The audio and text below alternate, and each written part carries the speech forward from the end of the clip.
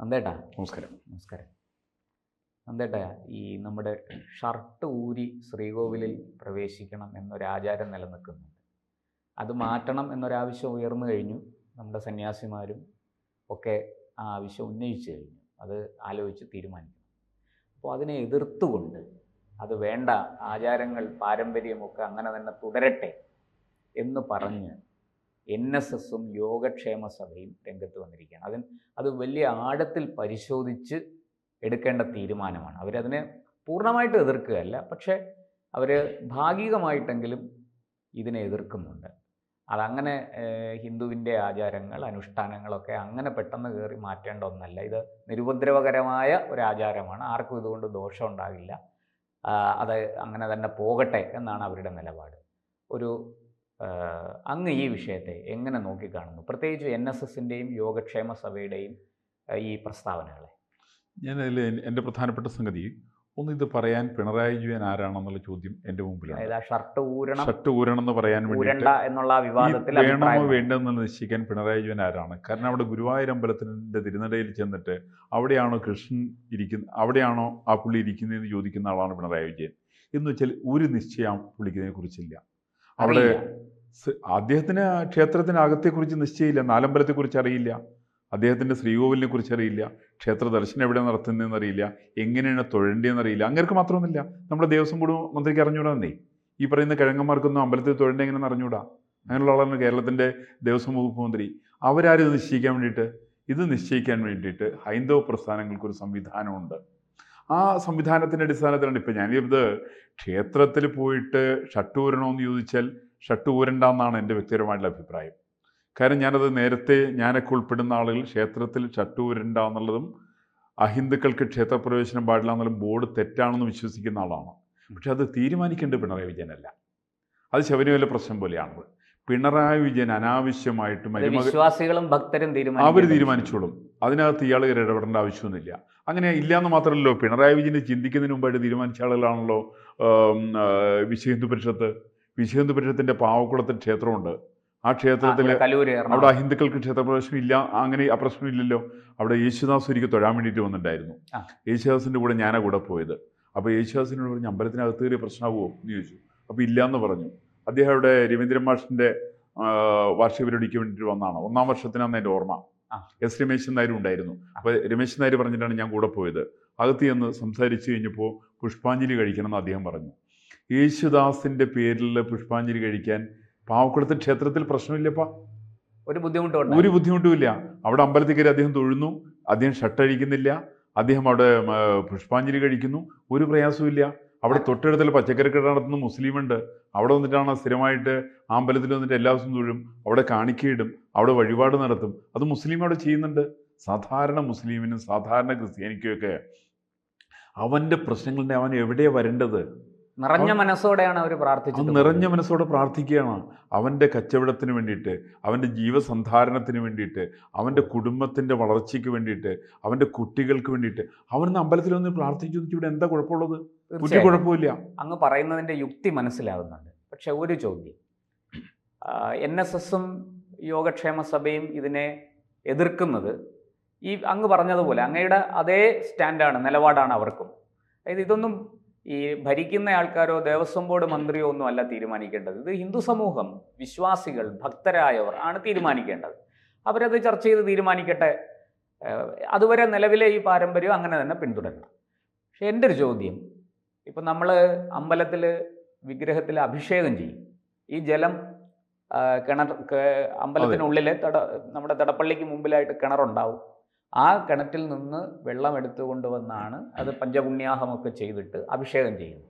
അപ്പം നാളെ അത് മാറ്റിയിട്ട് നമുക്ക് ഇത് അസൗകര്യമുണ്ട്, വെള്ളമൊക്കെ പോയി എടുത്തുകൊണ്ട് വരണ്ടേ, ഇത് മാറ്റിയിട്ട് നമുക്കൊരു ഷവർ വെച്ചാലോ എന്ന് ഒരു ചിന്ത കടന്നു വന്നാൽ അതിനെ അങ്ങേ പോലുള്ളവർ എങ്ങനെ നോക്കിക്കാണും? ഒന്ന്, നമ്മൾ അത് വന്നാൽ ഇത് വന്നാൽ എന്നുള്ള ചോദ്യത്തിന് പ്രസക്തിയില്ല. ഈ സംശയം വരുന്നത് ക്ഷേത്രപ്രവേശന വിളംബരത്തിന് മുമ്പ് ഇത്തരം സംശയങ്ങളുണ്ടായിരുന്നു.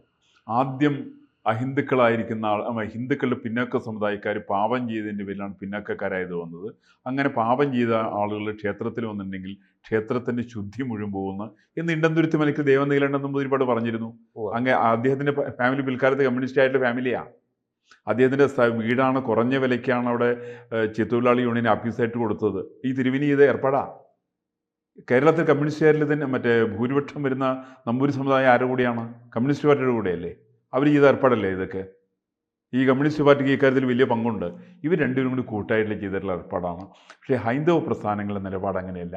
ഹൈന്ദവ പ്രസ്ഥാനങ്ങളുടെ നിലപാട് ജാതിക്ക് ഉപരിയായിട്ടുള്ള നിലപാടാണ്. അതുകൊണ്ടാണ് 1984 ഏപ്രിൽ മാസം 30 അഡ്വക്കേറ്റ് ടി.വി. അനന്തൻ, അന്നത്തെ RSSന് സംസ്ഥാന കാര്യവാഹ്, ഗുരുവായൂരിൽ നടന്നിട്ടുള്ള ക്ഷേത്ര സംരക്ഷണ സമിതിയുടെ സംസ്ഥാന സമ്മേളനത്തിലാണ് ആദ്യമായിട്ട് പറഞ്ഞത് അഹിന്ദുക്കൾക്ക് ക്ഷേത്രപ്രവേശനം ഇല്ല എന്നുള്ള ബോർഡ് വെക്കാൻ പാടില്ല എന്ന് പറഞ്ഞത് അദ്ദേഹമാണ്. എല്ലാവർക്കും പ്രവേശനം കൊടുക്കണം എന്ന് ആവശ്യപ്പെട്ട അദ്ദേഹമാണ്. അതൊരു വിശാലമായ അർത്ഥത്തിൽ ഹിന്ദു ആകട്ടെ അഹിന്ദു ആകട്ടെ വിശ്വാസിയും ഭക്തനുമായ ഒരാൾക്ക് ക്ഷേത്രത്തിൽ പ്രവേശനം കൊടുക്കണം എന്ന അർത്ഥത്തിൽ സമാനമായിട്ടുള്ള രീതിയിൽ തന്നെയാണ് ഷർട്ട് ധരിക്കുന്നതിനെ സംബന്ധിച്ച്. എന്താ ഷർട്ട് ധരിക്കേണ്ടെന്ന് എന്താ പറയാൻ കാരണം? ഞാൻ ചോദിച്ചപ്പോൾ എന്നോട് ഒരാൾ പറഞ്ഞ് തയ്ച്ച സാധനങ്ങൾ അമ്പലത്തിൽ ഇട്ടുകൊണ്ട് പോകാൻ പാടില്ലെന്ന്. ഈ തയ്ക്കൽ എന്താ തുടങ്ങിയത്? അതുകൊണ്ടാണോ അതോ ഇത് പൂർവ്വകാലത്ത് നമ്മൾ മേൽമുണ്ട് ഉത്തരീയം ഒക്കെ ധരിച്ചുകൊണ്ട് പോകുമ്പോൾ തലപ്പാവൊക്കെ ധരിച്ചുകൊണ്ട് പോകുമ്പോൾ ബഹുമാനിക്കേണ്ട ആൾക്കാർ, ബഹുമാനം അർഹിക്കുന്ന ആൾക്കാരെ മുന്നിൽ കാണുമ്പോൾ നമ്മൾ അത് ഊരി ബഹുമാനിക്കാറുണ്ട്.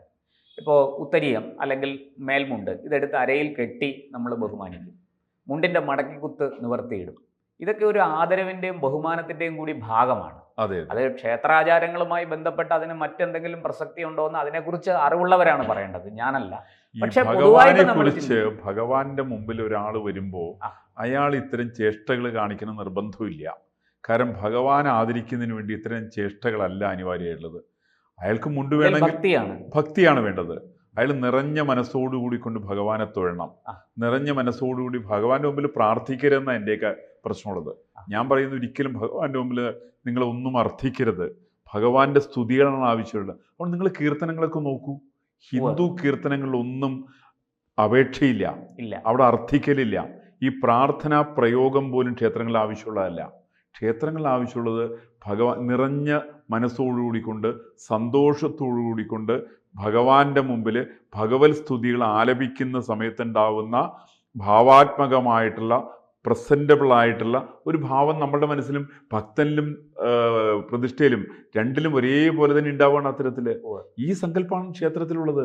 അല്ലാണ്ട് അവിടെ ചെന്നിട്ട് കരഞ്ഞു പറഞ്ഞ് പിഴിഞ്ഞു പറയലൊന്നും അല്ല അമ്പലത്തിൽ തൊഴലെന്നൊക്കെ പറഞ്ഞാൽ.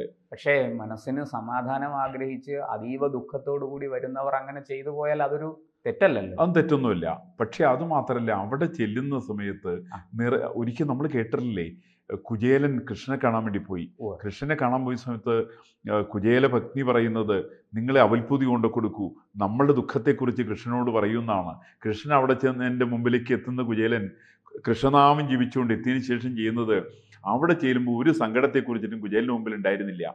കുചേലൻ മനസ്സോടുകൂടി കൊണ്ടാണ് കൃഷ്ണൻ്റെ മുമ്പിലേക്ക് എത്തുന്നത്. അതിൻ്റെ ഫലം കാണുകയും ചെയ്തു. പിൽക്കാലത്ത് ചരിത്രം പറയുന്നത് കുചേല ഭക്തിക്ക് പോലും വിശ്വസിക്കാൻ സാധ്യമല്ലാത്ത രീതിയിൽ കുചേല ഭവനത്തിൻ്റെ മാറ്റം സംഭവിച്ചത് ആ സമയത്താണെന്ന് പറയുക. ഇത് ശരി, ഇതൊന്നും ചോദിക്കേണ്ട, ഭഗവാൻ ഇതൊക്കെ കാണാനുള്ള ശക്തിയുണ്ട്. അപ്പോൾ ഭഗവാന്റെ മുമ്പിൽ കയറിയിട്ട് ഞാൻ ഷർട്ട് ഊരിയിട്ടിട്ട് ആദരവ് കാണിക്കേണ്ട യാതൊരു കാര്യമില്ല. ഇത് പ്രാകൃതമായിട്ടുള്ള നിയമമാണ്. ഇത് കൊണ്ടുവന്നിരിക്കുന്നത് മറ്റേ തയ്യലിൻ്റെ പ്രശ്നമൊക്കെ പറഞ്ഞിട്ടാണ് കൊണ്ടുവന്നത്. ഈ തയ്യലിൻ്റെ പഴക്കം വളരെ കുറച്ച് കാലത്തെ പഴക്കമുള്ളൂ. അതിപ്പോൾ ഈ സ്ത്രീകൾ സാരി ഉടുത്ത് വരണം, ചുരിദാർ ഇടാൻ പാടില്ല എന്ന് ചില ആളുകൾ ഗുരുവായൂർ അമ്പലത്തിൽ വാറോല പുറപ്പെടുവിച്ച മാതിരിയാണ്. ഞാനവിടെ പരിപാടിക്ക് വരുന്നു. ഈ തരത്തിൽ അബദ്ധങ്ങളൊന്നും പറയരുത്. ഏറ്റവും വൃത്തിയായിട്ടുള്ള വസ്ത്രധാരണമാണ് ആളുകളുടെ ചുരിദാർ ധരിക്കൽ സ്ത്രീകൾ. ഒരു ചോദ്യം കൂടി ഈ വിഷയത്തിൽ. ഈ സെമറ്റിക് മത കാഴ്ചപ്പാട് ഹിന്ദുമതത്തിലേക്ക് കടന്നു വരുന്നതിൻ്റെ ഭാഗമാണോ ഇപ്പോൾ ഈ അങ്ങീ പറഞ്ഞ ഷർട്ട് ചുരിദാറൊക്കെ അനുവദിക്കുന്ന ആ ചിന്ത? അങ്ങനൊന്നും അല്ലല്ലോ. സെമിറ്റിക് മതങ്ങൾക്ക് ഇത്തരത്തിൽ ഒരു ആചാരമുള്ളതായിട്ട് എനിക്കറിയില്ല. ഇപ്പോൾ കുളിച്ചിട്ട് വേണം പള്ളിയിൽ പോകുന്ന ആരെങ്കിലും പറയാറുണ്ടോ? എനിക്ക് തോന്നണില്ല. മറിച്ച് മുസ്ലിം പള്ളികളിലുണ്ട്. പൊതുവെ പ്രാർത്ഥിക്കാൻ പോകുമ്പോൾ നമ്മളൊന്ന് കുളിച്ചിട്ട് പോകും. അതെ, മുസ്ലിം പള്ളികളിൽ ആചാരമായിട്ട് പറഞ്ഞതായി. നിങ്ങൾ കേരളത്തിലെ ക്ഷേത്രങ്ങളിലോട് അനുബന്ധിക്കുന്ന കുളങ്ങളെ സംബന്ധിച്ച് നോക്കൂ. എറണാകുളം ജില്ലയിൽ മാത്രം 600ഓളം ക്ഷേത്രങ്ങളിൽ കുളങ്ങളുണ്ട്. മറിച്ച് നിങ്ങൾ ക്രൈസ്തവ ദേവാലയങ്ങൾ എടുത്തു നോക്ക്. ഒരൊറ്റ ക്രൈസ്തവ ദേവാലയത്തിനോട് ചേർന്ന് കുളങ്ങളില്ല. കാരണം കുളിച്ചിട്ട് പോകണം നിർബന്ധമില്ല. മറിച്ച് മുസ്ലിം കുളങ്ങൾ മിക്കവാറും അവർക്ക് മുസ്ലിങ്ങൾ തൈക്കാവോട് ഉളു ചേർന്നിട്ട് ചെയ്യണം എന്നൊരു ഇതുണ്ട്. കയ്യും കാലും കൈയും കാലും കഴുകണം. ദേഹശുദ്ധി വരുത്തണം. അതുകൊണ്ട് മുസ്ലിങ്ങൾ വേറെ നോക്കിയിട്ടുണ്ടോ, മുസ്ലിം ദേവാലയങ്ങളോട് ചേർന്ന് കുളങ്ങളുണ്ട്. എറണാകുളം ജില്ലയിൽ തന്നെ എൻ്റെ ധാരണ 150-150 കുളങ്ങളുണ്ട്. അപ്പോൾ ഇതിന് കാരണം ശുദ്ധി വരുത്തണം എന്നുള്ളത് സെമിറ്റിക് മതങ്ങളിൽ ഒരു വിഭാഗത്തിനുണ്ടെങ്കിലും പൂർണ്ണമായിട്ടില്ല. പക്ഷേ ഹിന്ദുക്കളെ സംബന്ധിച്ച് അത് പൂർണ്ണമായിട്ടുണ്ട്. അതുകൊണ്ട് ക്ഷേത്രത്തിലേക്ക് എത്തുന്ന ഹിന്ദു ആണെങ്കിലും ക്രിസ്ത്യാനി ആണെങ്കിലും മുസ്ലിം ആണെങ്കിലും വിശ്വാസാധിഷ്ഠത്തിൽ വരുന്ന സമയത്ത് അവർ കുളിച്ച് തന്നെ വരുള്ളൂ എന്നുള്ള കാര്യത്തിൽ സംശയമില്ല.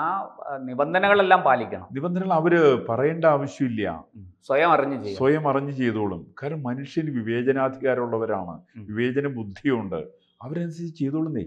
ഇപ്പം നിങ്ങളെന്തിനാ കുട്ടികളെയോട് തന്നെ ഒരുപാട് കാര്യങ്ങൾ അത് ചെയ്യേണ്ട ഇത് ചെയ്യണം എന്തിനാ പറയാൻ പോണേ? കുട്ടികൾക്ക് അറിയാവുന്നത്, കുട്ടികൾക്ക് അതിനുള്ള ബുദ്ധിയുണ്ട്, മുതിർന്നവർക്ക് അതിനുള്ള ബുദ്ധിയുണ്ട്. അവർ ഈ ക്ഷേത്രത്തിൽ വരുന്നത് ഒരിക്കലും അവിടെ കഥകളി കാണാൻ വേണ്ടിയിട്ടോ അല്ലെങ്കിൽ കഥാപ്രസംഗം കേൾക്കാൻ വേണ്ടിയിട്ട് വരുന്നവരല്ല. ക്ഷേത്രത്തിൽ വരുന്നത് ഭഗവാനെ കാണാൻ വേണ്ടിയിട്ടാണ്. അവരുടെ ആവശ്യങ്ങളെക്കുറിച്ചിട്ട് ഒരു മനസ്സുരുകി പ്രാർത്ഥിക്കാൻ വേണ്ടിയിട്ടോ അല്ലെങ്കിൽ ഭഗവാനോട് അർത്ഥിക്കാൻ വേണ്ടിയിട്ടായിരിക്കും വരിക. ഈ അർത്ഥത്തിൽ പോലും അർത്ഥിക്കേണ്ടെന്ന് ഞാൻ വ്യക്തിപരമായിട്ട് പറഞ്ഞെങ്കിൽ പോലും അങ്ങനെ അർത്ഥിക്കാനുള്ള അവകാശവും അവരെ സംബന്ധിച്ചുണ്ട്. അത് തികച്ചും വ്യക്തിപരമാണ്.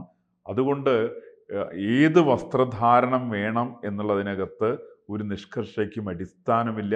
അത് അശാസ്ത്രീയമാണ്. തീർച്ചയായിട്ടും. എന്തായാലും വസ്ത്രം ധരിച്ചിരിക്കണം, വസ്ത്രം ധരിച്ചാൽ മതി.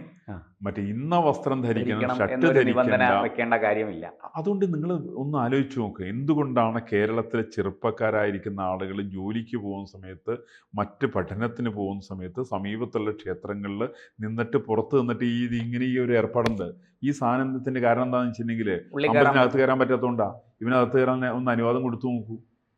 അനുവാദം കൊടുത്തന്നെ അവൻ അമ്പലത്തിൽ കയറും, അവൻ ഭഗവാനെ കാണും, അവിടെ അവൻ ശ്ലോകങ്ങൾ പഠിക്കും, അത് ഉരുവിടും.